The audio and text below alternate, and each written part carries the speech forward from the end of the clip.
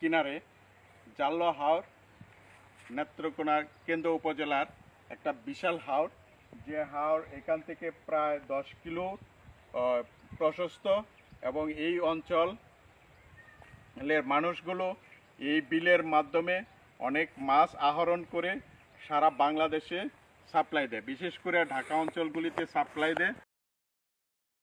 এবং এখানে ধান চাষ মানে প্রচুর, মানুষের অনেক জীবিকা অর্জন করে থাকে। এই জীবিকার মাধ্যমে মানুষ বেশিরভাগ চলে। এর মাঝে হাওরটাকে দুইটা অংশে বিভক্ত করার জন্য সরকার এখন একটা রাস্তা করে দিচ্ছে। এই রাস্তাতে হাওরটা, এই পশ্চিম অঞ্চল যেটা, এই অঞ্চলটাকে বিভক্ত করে দুইটা হাওরে একসাথে মানে মাঝখান দিয়ে এই হাওরটাকে বিভক্ত করে দিয়েছে। এই হাওর একটা বিশাল অঞ্চল।